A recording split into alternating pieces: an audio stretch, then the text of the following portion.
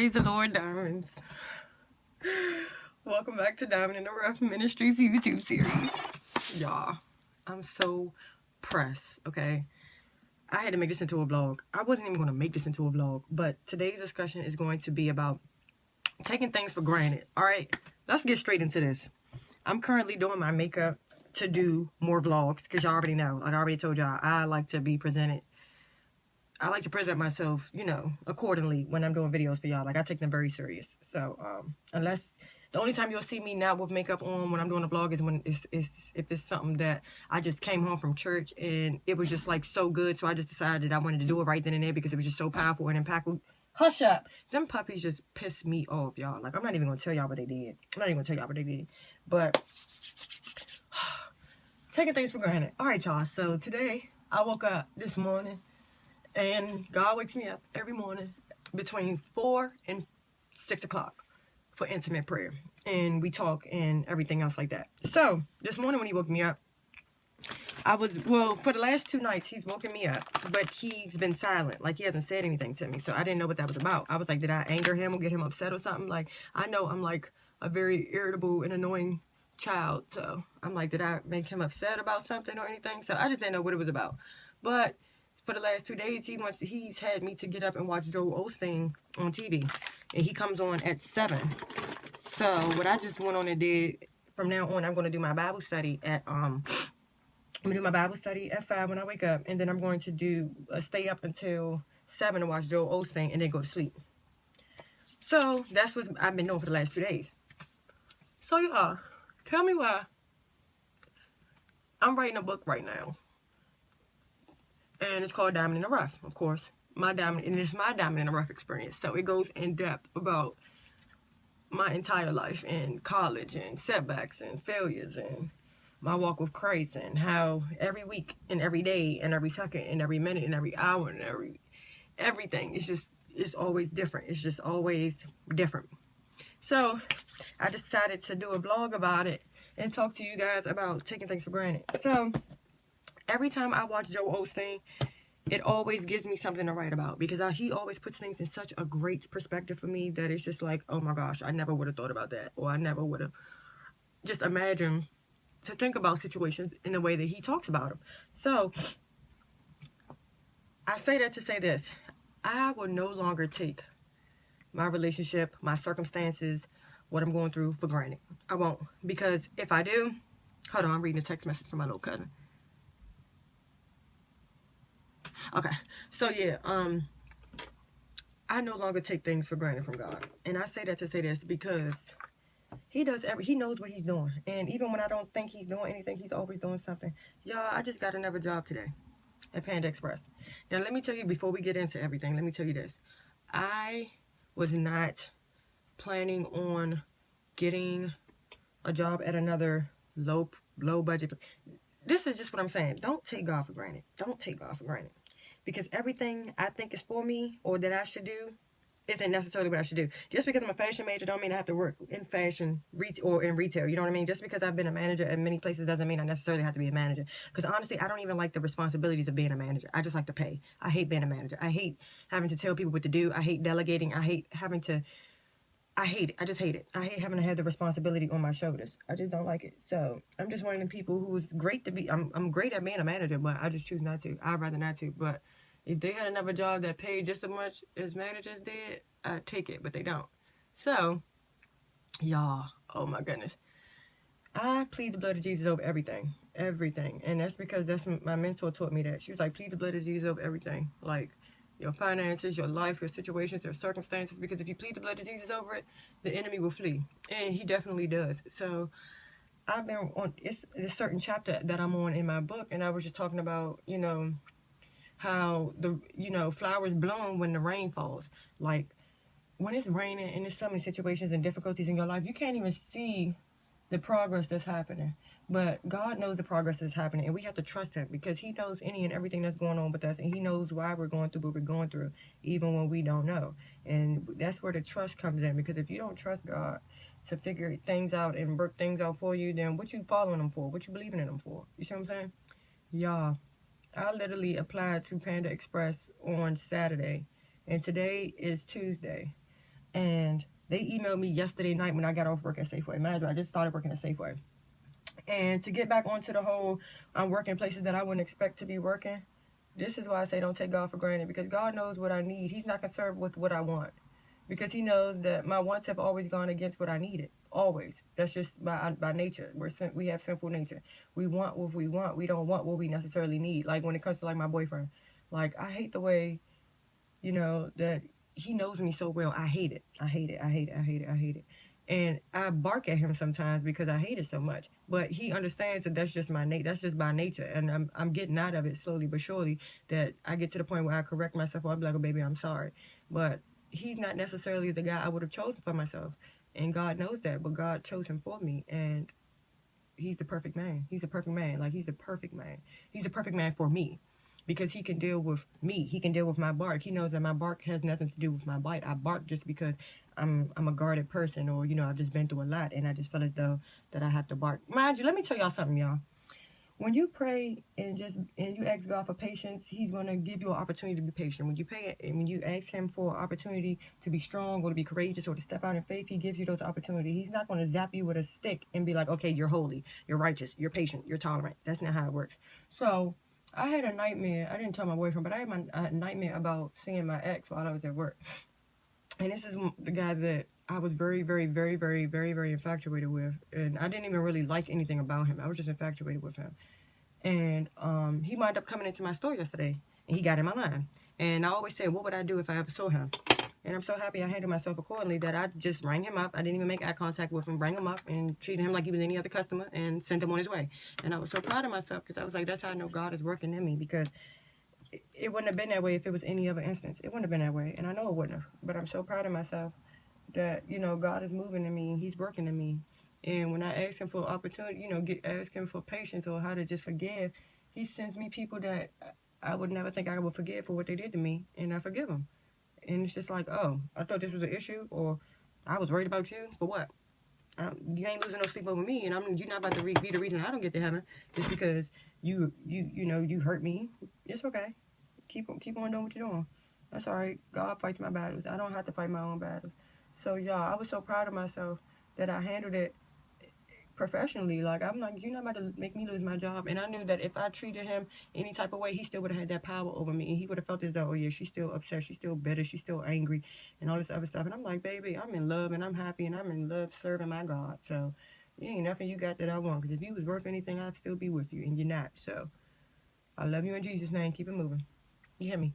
And I'm doing all this extra concealing today because I'm going to do a lot of videos. So I don't want my makeup running and feeling all crazy. I don't want to have to touch nothing up. I just want it to be, yeah, on point. Since I got the day off, because I'm definitely about to be very busy. So I'm about to be trying to film as many videos as I can when I have days off, if I have any days off. But let's get back to this job, y'all. So when I went in there, well, I'll start from Joe Osteen. So Joe Osteen has been talking to me and preaching about certain things, and it's really been hitting home for me, because I was just like, dang, like I didn't think about stuff like that. And it's just like, I tell you guys to keep positive and all this other stuff, but it's hard for me to do it at the same time, because like when you're facing the opposition, the main thing you want to do is give up.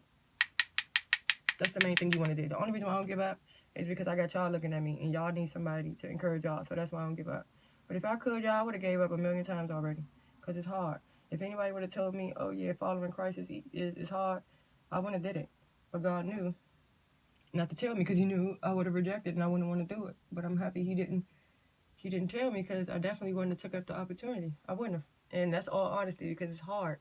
It's harder. You think it's hard to live without knowing God. It's hard living with God. And it's only hard if you don't allow God to be God. Now, I don't allow God to be God sometimes, because I'm always trying to go around him and thinking I have to do something to make him move. He don't need me. He's God. He can do whatever he want to do, and he's going to do whatever he wants to do on his own time. Me praying harder or me fasting and all this other stuff is not going to make him move no faster. He knows when to move, and he knows how to move, and he knows what to do.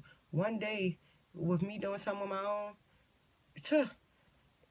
it's not even a second for God to do it. So being with God and having a relationship with him is trusting him, trusting his time, and trusting his ability, trusting his technique, trusting his everything. And he uses everything for my advantage. Even when I fall short, like he always has a come back from my setback. Like, he wouldn't wake me up every day if he didn't have grace and mercy and love me enough to be like, okay, I know you're going to mess up today. You're going to do this. You're going to do this, and this. But I love you anyway, and I already got a plan for you to get out of it. Hold on, because I know she's eating. What are you eating? Stop it. Sorry, y'all. Because they really pissed me off. When I came in here, they had the whole daggone puppy pad in their cage. Because they thought I was going to work. So they thought I wasn't going to be back for a while. Ho, ho, ho. Little did they know I went and got a job. They be blowing me. Like, they be blowing me. But they teaching me patience, so I'm not tripping. But yeah, y'all. So when it comes to God, like, he don't need my help. He does not need my help. And I was just like, God, you know, I'm very grateful for this job that I have. But, you know, I need more. You know, I'm trying to get into school. I need more. Like, this is not going to be enough. And he knew it wasn't going to be enough. And I was just trying to be patient. So on Saturday, I applied to a rack of jobs. Hold on.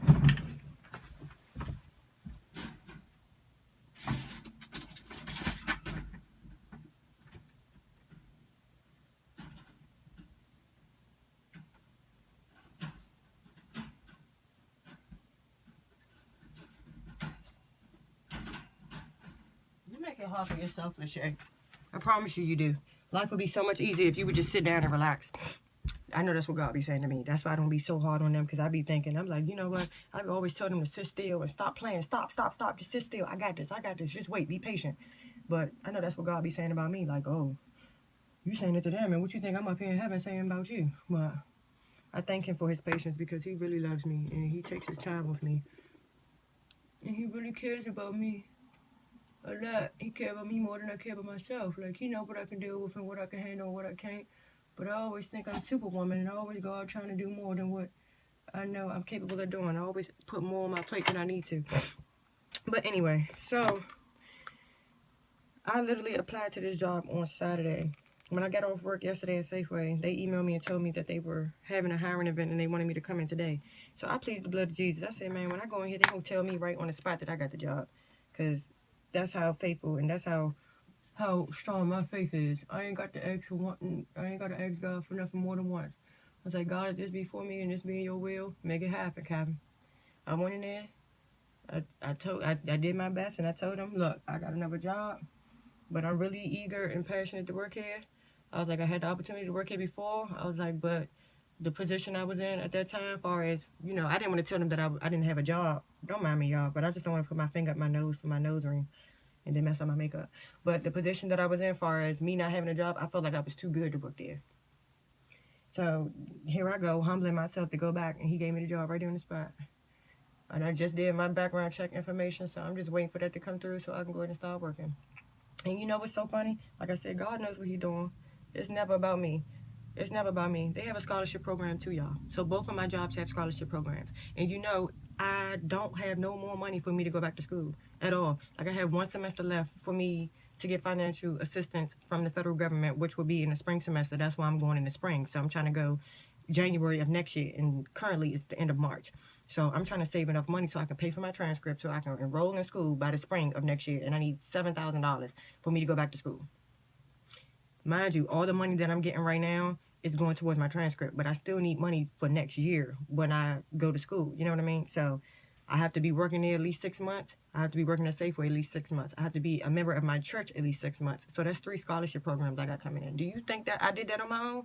I knew nothing about that. God put me at that church because of that reason. God put the people in my life and put me in situations where I would have to walk away so that I would go back to school, because I knew I had no other route to make a means for myself. God put me in a position where I felt like I was a big fish in a little pond, because if I didn't, I would stay. I would keep trying to chase dead-end fashion jobs and all these other things. And he has more for me. He has more for me, even though I don't see it. I know he does, because he wouldn't wake me up every day and put the dream in my heart for me to minister. I really want to minister. When I go to school, I want to start a Christian organization at my school, because, you know, when I was going, if I would have had something like that, like I said, if I would have had something like that, I would have been better off. But we didn't have those opportunities at my school. But, you know, we had guidance counselors and stuff like that.